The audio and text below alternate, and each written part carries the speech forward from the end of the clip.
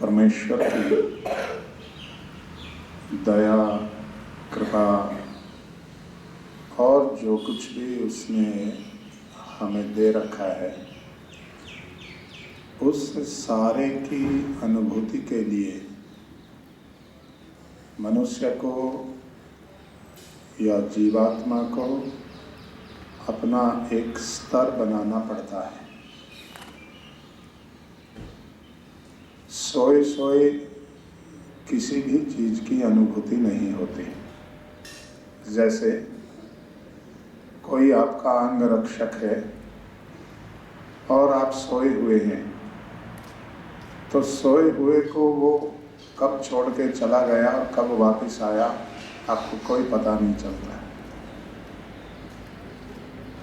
और दूसरा, घर परिवार वाले साथ बैठे हैं और पेशेंट जो है, मरीज जो है, वो कोमा में पड़ा है, बेहोशी में पड़ा है, तो उसे किसी की भी अनुभूति नहीं होती।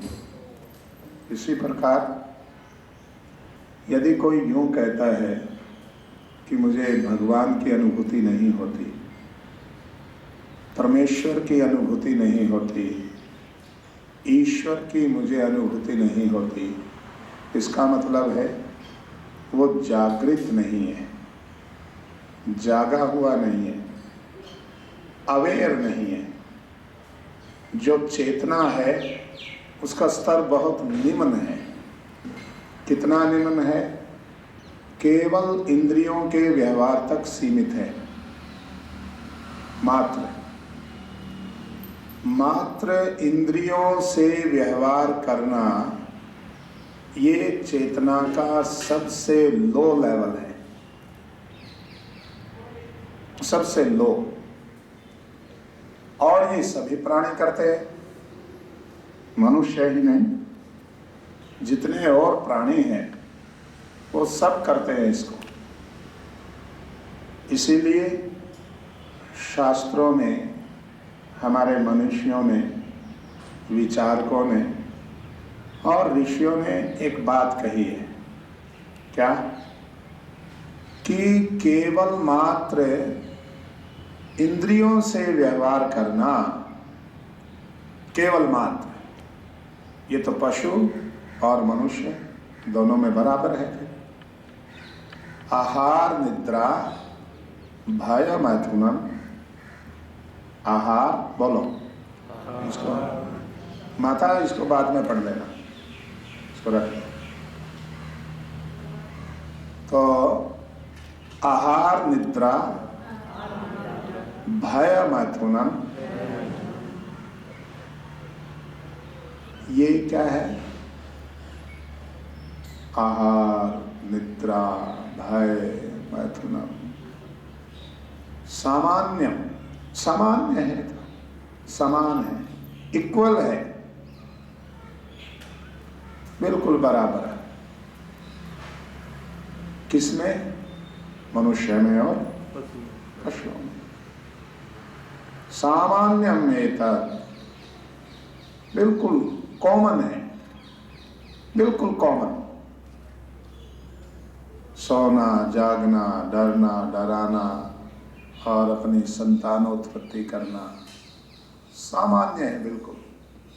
केवल मात्र इंद्रियों से होने वाले व्यवहार हैं। तो पशुओं में और मनुष्यों में सामान्यमेतत् पशुभिर नराणाम्, पशुओं में और मनुष्यों में सामान्य बराबर है। धर्मो ही तेषाम अधिको विशेषो, धर्म है जो दोनों को अलग अलग करता है। वो धर्म क्या चीज है? धर्म किसको कहते हैं? उसको कहते हैं जो आपको एक इनहेरेंट, जो अंतर्निहित एक आपके भीतर एक शक्ति है, उसका उपयोग करना, जो बहुत विचार करके, चिंतन करके, मनन करके निधिध्यासन के पश्चात जो कार्य व्यक्ति करता है वो धर्म होता है, और जो इंद्रियों के वशीभूत करता है, आवेग वशात जो करता है। संसार में 99% जो अपराध है वो आवेग के कारण होते हैं। आवेग, बहाव, जैसे तेज पानी का बहाव आता है ना, थोड़ा थोड़ा पानी गिरता है तो सब अच्छा लगता है, रिमझिम बारिश होती है, फसलों को भी बहुत अच्छा उसका प्रभाव पड़ता है। और भयंकर तेज बहाव, तूफान आ जाए नदी में, फिर क्या होता है? बहुत थोड़ा हो तो जीवनदायिनी है, बहुत थोड़ा थोड़ा होए तो वो जीवनदायी है, और भयंकर उफान आए तो वो फिर विनाशकारी है। ऐसे आवेग हमारे अंदर उठते रहते हैं। आप देखें, आवेग पूरा उफान मच जाता है थोड़ी सी देर। कोई सब्जी में, कोई साग सब्जी में कोई नमक मिर्च कम ज़्यादा हो गया, किसी ने टाइम पे कोई काम नहीं किया, किसी ने कोई इग्नोर कर दिया, थोड़ी हमारी बात नहीं सुनी, हमें थोड़ी चुभती हुई बात किसी ने कह दी, हमारे ऊपर थोड़ा टॉन्ट कर दिया, कोई फक्ति कस दी, आवेग उबल पड़ता आदमी। थोड़ा हमारे अहंकार को छेड़ दिया, अहंकार को थोड़ी सी चोट पहुंचा दी। उस कई बार एक आदमी बोला, इसने सबके बीच में मेरी बेइज्जती कर दी। हो तो उससे क्या फर्क पड़ता है? अकेले में कर दी या सबके बीच में कर दी तो उससे फर्क क्या पड़ा है? बोला नहीं, सबके बीच में कर दी। और मैंने कहा यदि अकेले में कोने में ले जाके करता तो, यही शब्द, यदि अकेले में कोने में ले जाके बोलता, फिर कहता फिर तो कोई बात नहीं थी, फिर मेरे को गुस्सा नहीं आता। सबके बीच में। और ये क्या है?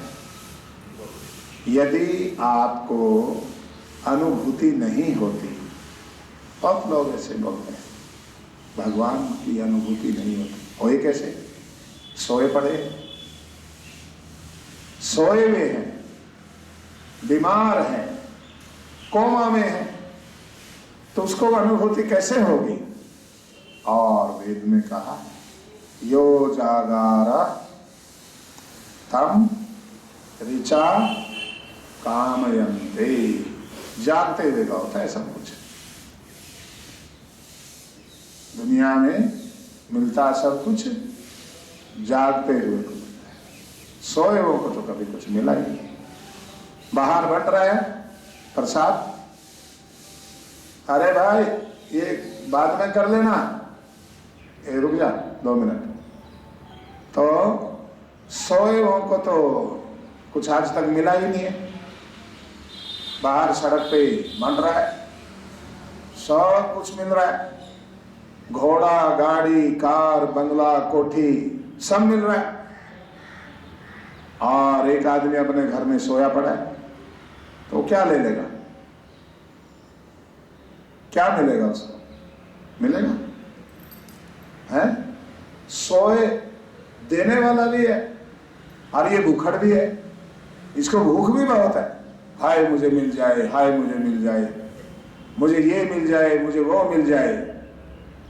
इसको भूख है, देने वाला बांट रहा है। ले सकता था, अपनी भूख मिटा सकता था, पर सोए हुए के कारण, सोया हुआ होने के कारण रह गया तो रह गया। तो उस जागने की प्रक्रिया का नाम ईश्वरोपासना है। जागेंगे कैसे फिर? जो जितना जितना उपासना में समय लगाएगा वो उतना जागेगा, उतना ऊंचा वो जाग जाएगा। आप कितने मिनट उपासना करते हैं एक समय में? करते हैं? जो 5 मिनट करते हैं हाथ खड़ा करें, केवल 5 मिनट। 1 2 3 4 अच्छा 10 मिनट करते हैं, 10 मिनट वाले आ गए। 15 मिनट, 15 मिनट वाली माता जी एक ही रहेगी। आधा घंटा, आधा घंटा में भी है 2-3 है। 1 घंटा, 1 घंटे में एक ही रहेगी। तो ये मैं एक बात बता दूं, आप छोटा बच्चा आपका पोता है या बहुत भूख लगी हुई है और दूध का गिलास आपके हाथ में है, आपने उसके होठों को छुआया और हटा लिया, कितनी देर में भूख मिट जाएगी बच्चे की? है नहीं मिटेगी। आपने 50 बार होठों को छुआया और हटा दिया, फिर कितने बार में मिट जाएगी? आपने 1,00,000 बार उसके होठों को छुआया और हटा लिया, फिर तो मिटे जानी चाहिए, नहीं ना? क्यों? क्योंकि अंदर कुछ भी गया ही। आप क्या करते हैं? आप छूते हैं और हट जाते हैं। ऐसा नहीं है परमेश्वर आपको स्मरण नहीं रहता, आप मात्र होठों को छूते हैं और लौट आते हैं। हाय भगवान ध्यान रखना हमारा, है ना, बस हो गई बात। उसे पहरेदारी पे लगाया और छुट्टी। हमारा ख्याल रखना, हमारे बच्चों का ध्यान रखना, हमारी थोड़ी फैक्ट्रियाँ भी ठीक चलती रहे, घर वाला भी ठीक रहे, बच्चे ठीक रहे, पड़ोसियों को देख लेना थोड़ा ये ज़्यादा ही उचक रहे हैं, है ना। हमें तो आप अपनी कृपा की छतरी के नीचे ही रखना, जो कुछ कहर बरसाना हो थोड़ा दाएं बाएं वालों को देख लेना। तो जैसे बालक के होठों को दूध का गिलास छुआने मात्र से भूख नहीं मिलती, होठों को लगाए और भरपेट पी जाए एक बार में उसे पूरा पिला देंगे तो फिर 1,00,000 बार होठों को दोबारा छुआने की आवश्यकता नहीं रहेगी। आप एक बार। अच्छा गजब तो ये है, कमाल की बात, जिसे कहते हैं ना अंधा, है ना, अंधतमा प्रविशन्ति, अंधतमा प्रविशन्ति, प्रविशन्ति, प्रवेश कर जाते हैं। कौन? जो आत्महत्यारे, आत्महंता है। कौन है?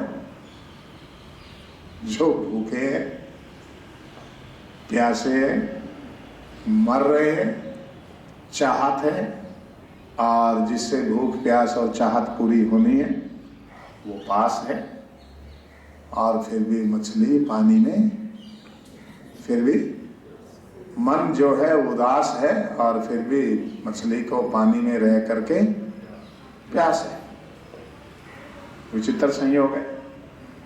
तो सारे काम देखो, एक बात याद रखना, मैं बहुत एक विशेष बात कहता हूं आपको। जीवन सुखी किससे होगा?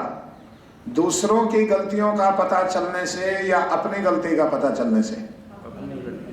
हैं? और दुखी कब होगा? दूसरों के दोषों का पता ज्यादा चले तो जीवन दुखी, और अपने दोषों का पता ज्यादा चले तो जीवन सुखी। क्यों? जब व्यक्ति को अपने घर में पता चल जाता है गंदगी है, आपका एक नौकर है, झाड़ू पोछा करने आती है नौकरानी, और उसने कूड़ा करकट इकट्ठा किया और दरवाजे के पीछे छोड़ दिया छुपा के, आपको तो नहीं पता, घर आपकी दृष्टि में तो साफ है, पर जब सायंकाल आप दरवाजा बंद करने लगे तो दरवाजे के पीछे कूड़े का ढेर मिला, आप क्या करेंगे? हैं? आप क्या करेंगे? हैं? हाँ जी, आप क्या करेंगे? हैं? अरे बोलो, बोलने का कोई टोल टैक्स थोड़ी लगता है। हैं? साफ करेंगे, अर्थात दोष का, गंदगी का, बुराई का जब पता चल जाता है तो फिर उसे वो सफाई पे लग जाता है ना। तो अपने दोषों का पता अधिक चले, ये तो है जीवन में सुखी होने का मूल मंत्र। क्या होने का मूल मंत्र है? सुखी होने का मूल मंत्र। और दूसरों के दोषों का पता ज्यादा चले। घर परिवार ठीक ठीक चल रहे हैं, किसी को कुछ पता नहीं है, थोड़ा सा एक दूसरे की कुछ थोड़ा खुद ही हो रहा हो बवाल, फिर देखो महाभारत हो जाता है। दुखी होने का। ये जितने लोग अनाथालयों में, वृद्धाश्रम में बुढ़े बुढ़ियां पड़े हैं ना, और घर से लोगों ने धक्के दे करके, जब जिस समय उनको घर में रखना चाहिए था, जिस समय उनकी सेवा करनी चाहिए थी, बालकों को अपने कर्तव्य का पालन करना चाहिए था, वो नहीं किया। ये क्या है? दोषों का पता लगने का परिणाम है। ये तो बच्चों को उनके दोषों का पता चल गया, या उनको बच्चों बूढ़ों के वृद्धों के पता चल गया, या दोनों आपस में एक दूसरे के दोषों से भरे हुए। वो कहता है मेरी सास नहीं ठीक, वो कहता है मेरा ससुरा नहीं ठीक, वो कहता है मेरी बहू नहीं ठीक, वो कहता है मेरे पतिदेव नहीं ठीक। ऐसा चलता है। अब सुनो, सुखी होने का मूल मंत्र क्या है? दोषों का अपने पता चलना। अच्छा सुनो, हमारे दोषों को कोई दूसरा बताए तब हम ज्यादा सुखी होते हैं या दुखी होते हैं?